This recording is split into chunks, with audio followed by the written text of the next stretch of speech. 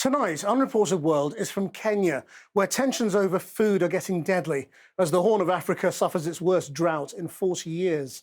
It's a crisis that is becoming more pronounced with the war in Ukraine and spiralling levels of inflation affecting food prices everywhere. Ch4 travels the length of the country following the herdsmen, farmers and poachers, all competing with each other to survive with a shrinking supply of arable land.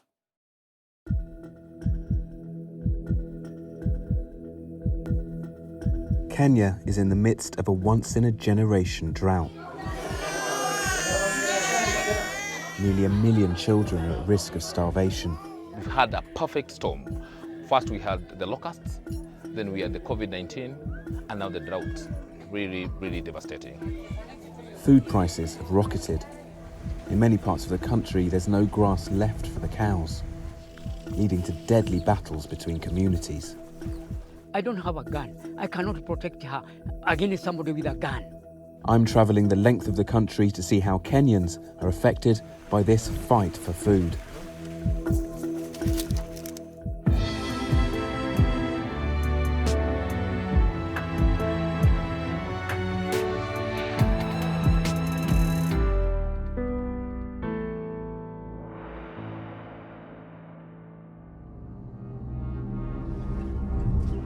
This is Turkana province in the far north of Kenya, but it hasn't rained properly for more than 2 years.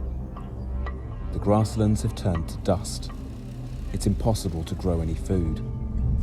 The women and children have to walk and dig for hours to find water.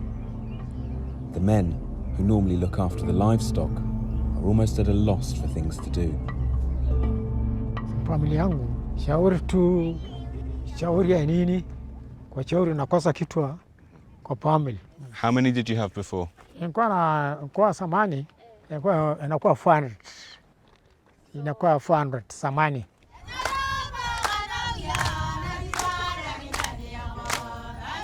Turkana's nomadic herdsmen or pastoralists rely on their livestock for food and to sell for cash. But up to 85% of their animals have died during the drought. William spent his life as a herder, but has nothing left to show for it.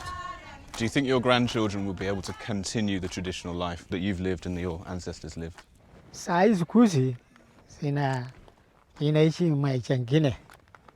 Maisha hakuna nini, hakuna matunda, hakuna nini, maisha tu. Kwa hiyo maisha hiyo inaishi namna hiyo na hakuna kitu cha kukula na wako wapi? Kwa tumbo. Rebecca is one of the few who still has some goats, but keeping them alive in this landscape has taken its toll.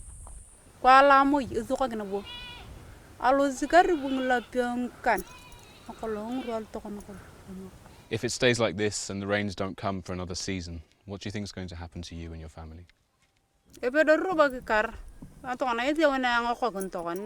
Ambang de lu chulu nye yene te ile loto yo joko karai cho tani kun asa ngindi on fiti berini ay nagin be gua ga jabe kitingno ngide lu alo sukul tol to nyama bi kumo jen pele sukul bi ngide periono to ka ga nyama ngol hada hun ngol de. Living in the far north of Kenya means the only direction Rebecca and thousands of others can go is south, and that takes them into dangerous territory.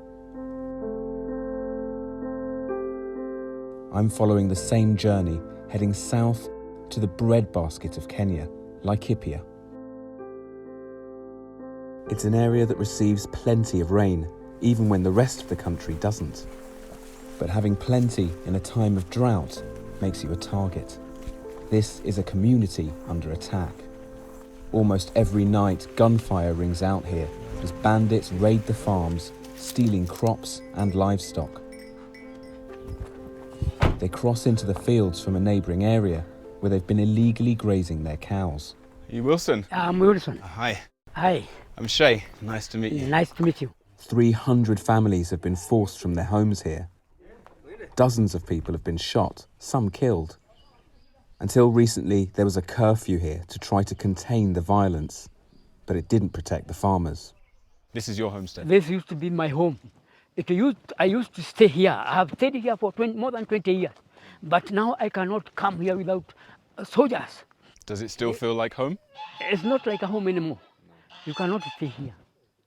Wilson hasn't been back here for weeks, not since his wife was attacked. She was shot from there, Right here? right here, in the rain, in the mud, just lying down, shouting, I've been killed, I've been killed. You see? Poor woman. And the children were inside the home. What's this? You can see blood here. You see? Everything. This. Blood. Blood. Huh? Blood. But we are praising God because she is alive. Like other families, they've had to leave and are now staying several miles away. How are you? I'm the one who was shot. Oh dear. Agnes says she was shot by the armed bandits who came to steal crops from their farm. We don't have problem with them grazing. The problem is, why do they come and kill us? Why do they come and shoot us? Do you think this drought is causing more problems for people? Eh, here? they are causing. Do you feel like you've let your wife down? Myself, I have not failed. I don't have a gun. I cannot protect her against somebody with a gun. Speaking to Agnes and her husband, it's really clear that the violence in this area started exactly when the rains failed.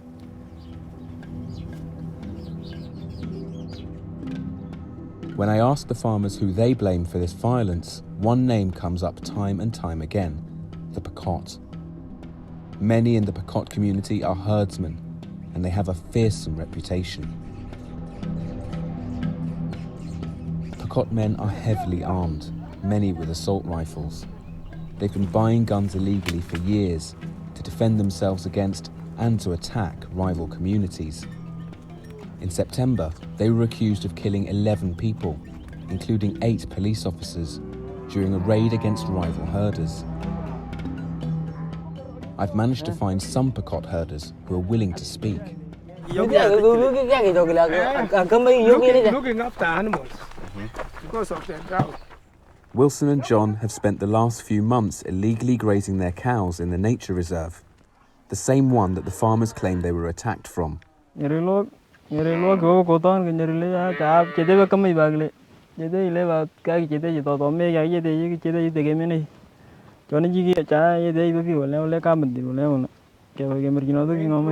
do other people treat you outside of this area? Each community has their own way of marking the cows. The Pokot split their ears. Rival Samburu herdsmen brand their necks, others their rear ends. There's a huge variety of cows here, red, black, white. They're clearly not all from the same herd. And speaking to the herdsman who've just brought them down from the conservation area, he'll freely admit to me that some of these aren't theirs at all. Sometimes the farmers say that the Pokot come and they take their maize, they take fruits. Sometimes they even take cows. Yeah. You seen that? Yeah. Have you done that yourself? Yeah. Do you feel bad? Yeah. Do you feel bad when you take someone's cow? It's bad. But before I can ask him anything else, he leaves to find a missing calf. The border between the nature reserve where the Pokot are illegally grazing their cows and the farms is now a front line in this increasingly deadly fight over food. There are those, though, that are trying to bring peace to the front lines, like Paul Njoroge, the community's mediator. How dangerous are the Pokot pastoralists? They are the greatest disaster we have ever encountered in our lives. More than 50% of the villagers have moved away. Paul's been trying to speak with the Pokot for months. So Paul, you're in charge of negotiating with the Pokot. Yeah. How has that gone? It hasn't been so easy because some of them are so reluctant. When you try and create an opportunity to sit and discuss with the Pokot elders, what happens? They have been very mischievous. When we invite them, they bring young people, not the elders. It soon becomes clear just how unsuccessful Paul's negotiations have been. There is a militiaman who has been noticed by her from over there and has rushed inside the forest. We don't know whether they are coming this way or they are vacating this place. We don't know. Let's look at that man. Oh yeah, yeah. You can see. Someone is going inside the forest. But seriously, Paul, we've heard They may be up there. What would you do in this situation? Does everybody clear the area? Exactly, because they can come any moment. Every day, more farms are abandoned. The farmers are too scared to harvest the crops they planted.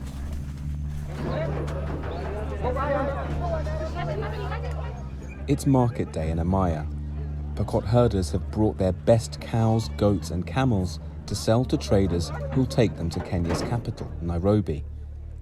It's a spectacular event, a chance for the young men and women to dress up. After all, a young Pokot man with healthy cattle will soon have money to pay a dowry and get married.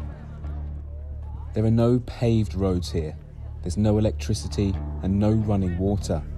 But for now, the Pokot have even more pressing issues to discuss. The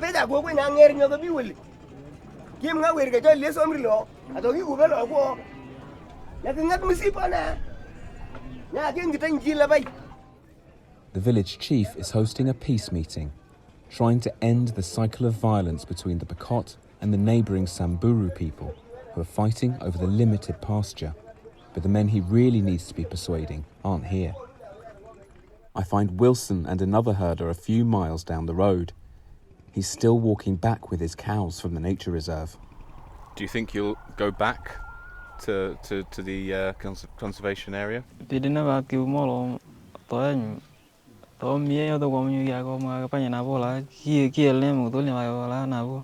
Some of the farmers in the area tell me that they're very afraid of the Pokot herdsmen. Why do you think they might be afraid of you? When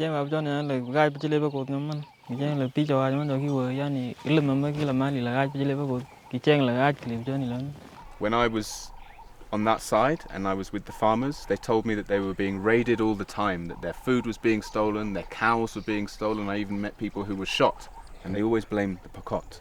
What do you say about that?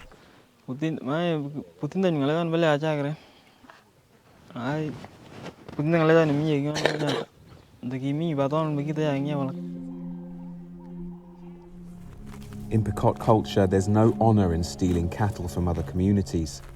It's not something they're always willing to admit. The only thing more shameful would be having no cows at all. Next, I want to see how other herder communities are coping, so we drive east to visit the Samburu. It hasn't rained here all year. Most of the men have taken the surviving cows and goats to find pasture further south, leaving the women and children to fend for themselves. And many are barely surviving. The child has been sick since he was tiny. The chest has been a problem. I'm saying he's severely malnourished. The score is less than -4 SD. Which means, where is he on this chart? Is less than what is here now. He's off the chart? Exactly off the chart. Oh gosh. Barkashon is 14 months old. He should weigh 10 kilos. Instead, he weighs less than 6. His arm measurement shows he's severely malnourished. It really shows that pressure of the drought, having to move to find food for your animals, has a direct impact on the child. If there's no milk from the livestock, there's no money. So all these things, the drought affects everything, down to the child. According to the UN, more than 37 million people are facing acute hunger across East Africa. Here in Kenya, nearly 1 million children are in need of urgent food aid. Charities like Action Against Hunger provide most of the healthcare in these remote locations. For people in Kenya, it didn't just start with the drought. You've had a hard few years. We've had a perfect storm. First we had the locusts, then we had the COVID-19, and now the drought. Really, really devastating. The war in Ukraine has seen food prices rise, and coupled with a lack of crops in Kenya, has put unimaginable pressure on families. For the past 3 or 4 months, we've seen food doubling. A kg of maize flour was around 50 Kenya shillings. Now it's around 100 and up to 120. These rises in food prices, is that because of the droughts? Yes. Now that the animals have died or they can't fetch money in the market, then you definitely have nothing else. You can see your child dying because you cannot access the health services. The Samburu people are pastoralists and they're used to being self-sufficient. They take care of themselves, they have done for hundreds of years. But with the drought being this bad for so many years, it's clear that a lot of the children here, frankly, wouldn't be alive if it weren't for the assistance that they get. And it's not just herders and farmers that have been devastated by the drought. Next, we drive to the southwest of Kenya, to the Mau forest. Traditionally beekeepers, the Ogiek community have lived in the forest for generations.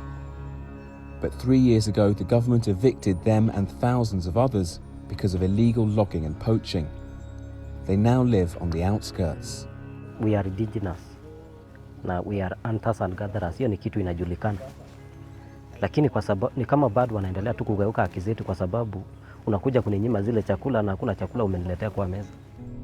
They've tried farming and keeping livestock, but like so many other places in Kenya, the drought has caused their crops to fail. So they've gone back to poaching. They know it's illegal, but say they have no choice. Tuone kama tutajaliwa na Mungu, tupate chakula. We can't go with the hunters, so instead we give them a camera to film their hunt. Isiole yaigwe mui mara iti koite bot weriga marmar weri mogote ne teben. They head to where they've previously set some traps, avoiding armed rangers who patrol the forest.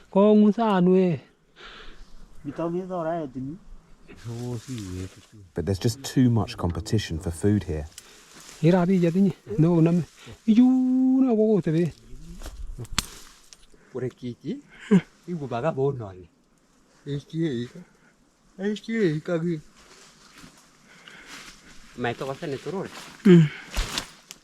hoping to poach a squirrel-like creature called a hyrax.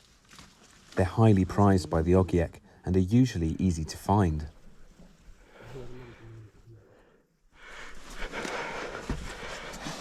But after several hours, they come back empty-handed. Imekuwa wachache kwa sababu watu ni wengi. Wa kutoka nje sio sisi ndani. Watu wanatoka nje. On top of the loss of their ancestral land, drought and competition for food is finally destroying the Ogiek's way of life. Our final destination is a 7.5-hour drive to the southeast to see the other side of the poaching divide in Tsavo National Park, one of the world's biggest game reserves. Down here, the park's anti-poaching rangers are working overtime.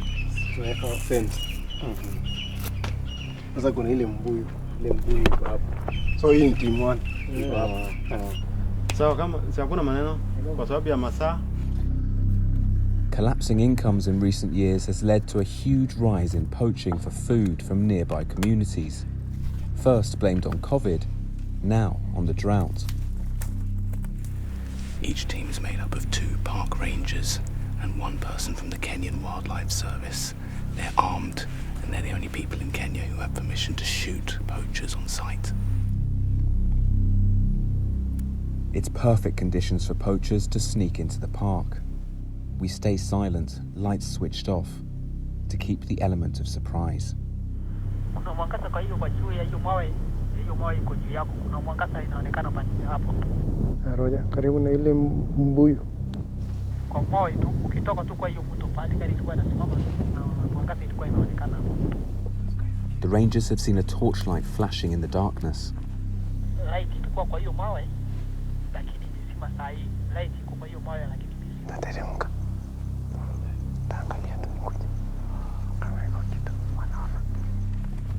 We wait in the dark, listening.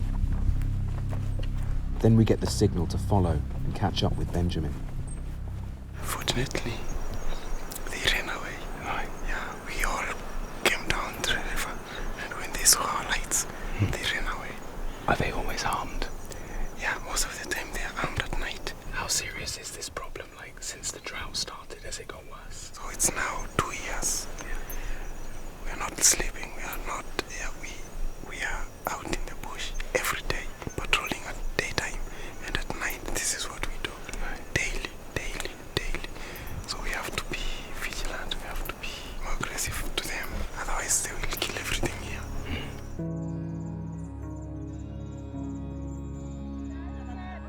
not just humans that are desperate. Kenya's wildlife is hungry and thirsty too.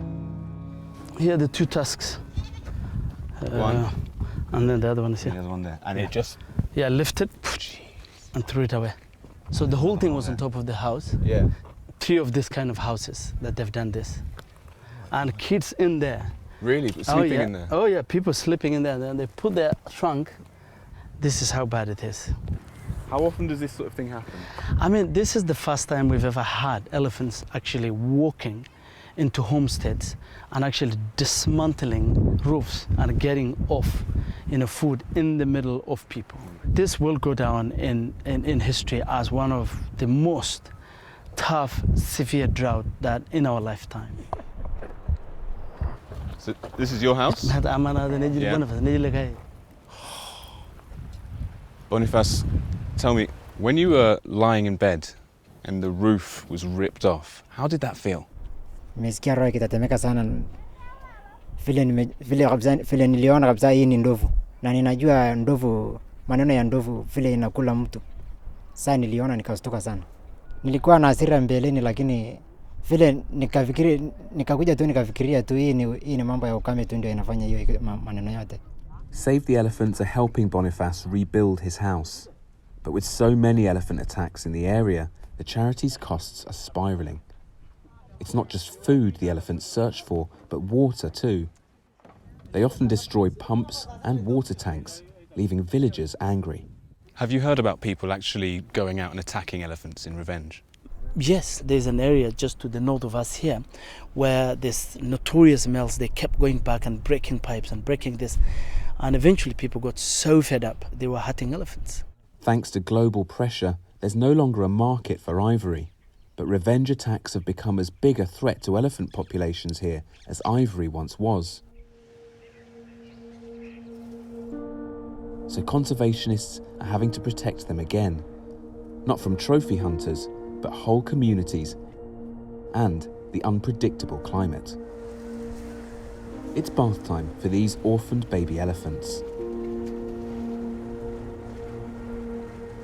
But it hasn't rained properly in Tsavo for 3 years. So the Sheldrick Trust brings in truckloads of water for them. The orphans come here after being orphaned due to several reasons. One being drought-related cases, like they get stuck in mud or they fall into wells and their mothers are unable to get them out. Then we rescue them and bring under care. The other one is human-wildlife conflict.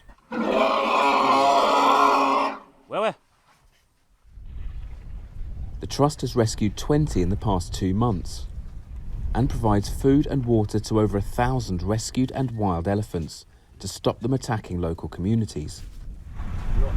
Blow in? Yeah. That's how we say hi.